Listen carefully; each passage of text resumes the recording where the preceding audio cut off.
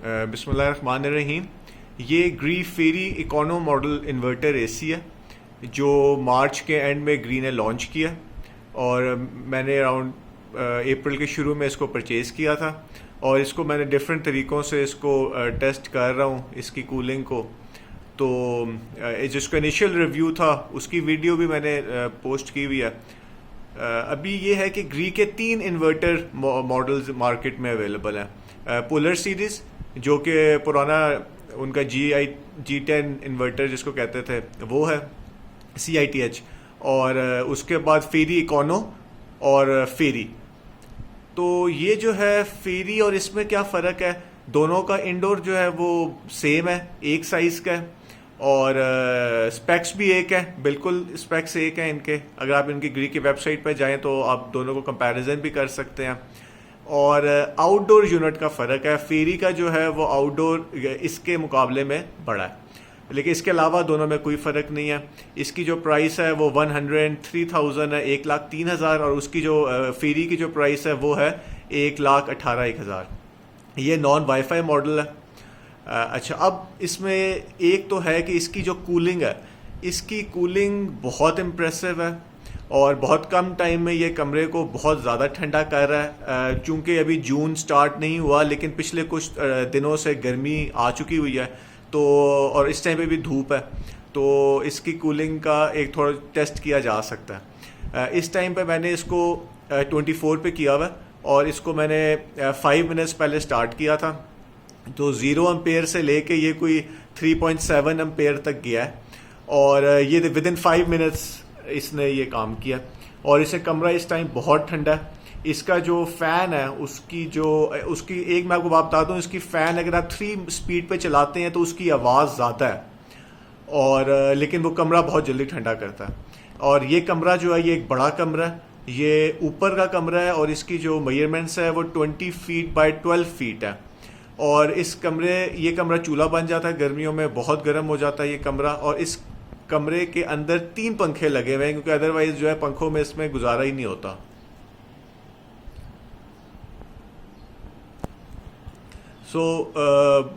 फेरी लेने का पर्पस ही ये था कि ऐसा एसी हो जो कि इस गर्म कमरा जिस पे डायरेक्ट धूप पड़ती है उस पे ज़रा इफेक्टिव हो। तो अभी तक के मेरे इसका बहुत पॉजिटिव रिव्यू है। इसकी जो कूलिंग है, उसकी जो स्पीड है, जो फास्ट करने की इसकी स्पीड है वो बहुत इंप्रेसिव है। फेरी के मामले में मैंने एक चीज़ वीडियोस पे यूट्यूब पे देखी है कि लोग कहते हैं कि जी ये करंट ज़्यादा लेता है, तो अभी तक तो मुझे ऐसा कोई इशू नहीं इसके ऊपर आया। मैं इसको अभी जो मैंने चलाया था तो हम इसकी करंट भी चेक कर लेते हैं।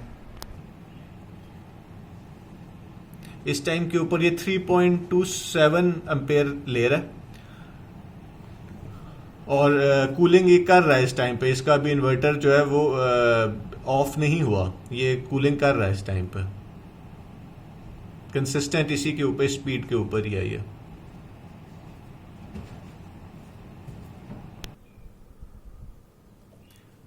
अब मैंने इसकी फ़ैन की स्पीड जो है वो 1 यूनिट पे कर दिया तो इसका वो शोर ख़त्म हो गया। तो ये जो एक शोर है ये डेफिनेटली कूलिंग में तो ये इम्पैक्ट कर रहा है, फास्ट कूलिंग करता है 3, लेकिन इसका ये शोर थोड़ा सा ज़्यादा है। ये शायद मेरा अपना ओपिनियन है कि ये शोर इतना नहीं होना चाहिए था इसका जो फ़ैन की आवाज़ है, लेकिन कूलिंग में कोई कॉम्प्रोमाइज़ नहीं है, कूलिंग ये बहुत अच्छा कर रहा है।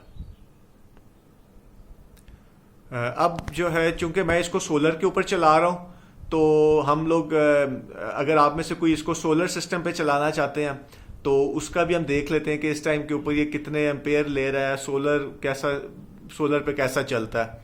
और उसके बाद हम इसकी स्पीड और कम करेंगे। और बाहर इस टाइम पे धूप है तो सोलर का जो है और इसकी कूलिंग को सही तरह चेक किया जा सकता है।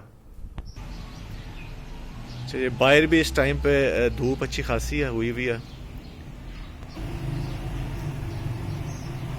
ये मेरा जो सिस्टम है ये 3.2 kV का किलोवाट का सिस्टम है और एरोक्स का इन्वर्टर है ये। तो इसको देख लेते हैं कि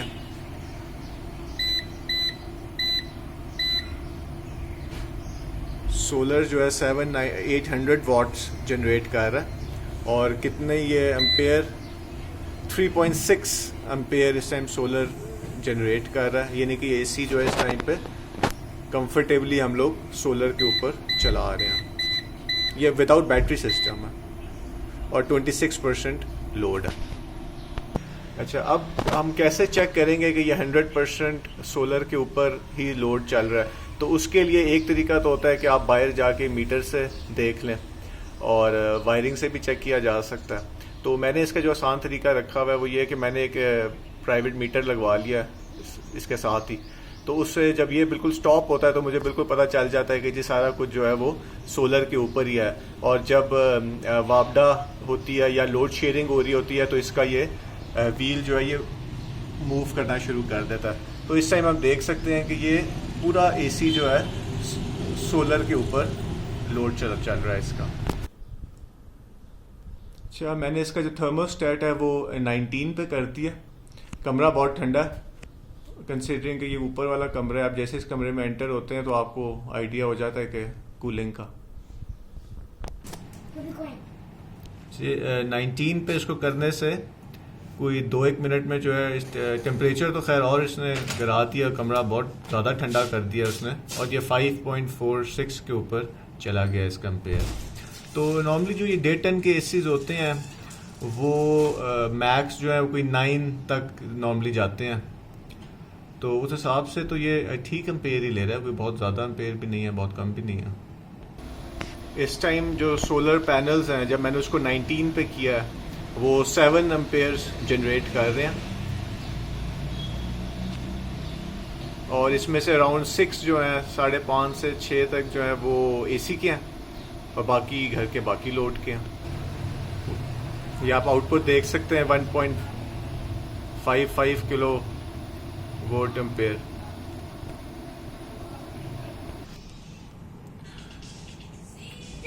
नाइनटीन पे थर्मोस्टेट करने से जो है विद इन अराउंड 10 मिनट्स होने वाले हैं। अब ये 7.68 एम्पेयर लेना स्टार्ट हो गया, लेकिन कमरा फ्रीजिंग पे ऑलमोस्ट कर चुका है ये। अब हम देख लेते हैं कि अब सोलर के ऊपर क्या सिचुएशन है। अब जो है वो एम्पेयर ज़्यादा स्टार्ट हो चुके हैं। 8.2 एम्पेयर के ऊपर सिस्टम है इस टाइम पे। ये सोलर ले प्रोड्यूस कर रहा है 8 एम्पेयर और ऑलमोस्ट 1500 वॉट जो है वो सोलर जनरेट कर रहा है। लेकिन सिस्टम की रिक्वायरमेंट जो है इस टाइम पे घर पे वो ज़्यादा हुई हुई है। तो अभी आप देखेंगे कि ये लोड शेयरिंग कर, तो ये थोड़ा सा जो है लोड शेयरिंग भी अब वापडा के साथ स्टार्ट हो गया है। लेकिन जितना हमने इस टाइम पे एसी को कूल किया हुआ है तो उस हिसाब से अगर ये 1 एम्पेयर 1.5 एम्पेयर ले भी लेता है तो कोई मसला नहीं है। लेकिन जब तक 5.5 एम्पेयर था तो उस वक्त तक कोई इसने लोड शेयरिंग नहीं की हुई थी। अब हम देख लेते हैं कि ये कितना लोड शेयर का है। सोलर जो है 8.3 एम्पेयर जनरेट कर रहा है और वापडा जो है वो वापडा से ये ले रहा है ऑलमोस्ट 2 एम्पेयर। इसमें 7.5 एम्पेयर जो है वो एसी का लोड शामिल है और 2-1 एम्पेयर जो घर का नॉर्मल लोड चल रहा होता है। तो ये आप देख रहे हैं कि ये थोड़ा सा चलना स्टार्ट हो गया। लेकिन नॉर्मल अगर आप सोलर चला रहे हैं, नॉर्मल एसी चल रहा है 5-6 एम्पेयर के ऊपर जो है, तो उस टाइम पे ये कोई लोड शेयर नहीं कर रहा।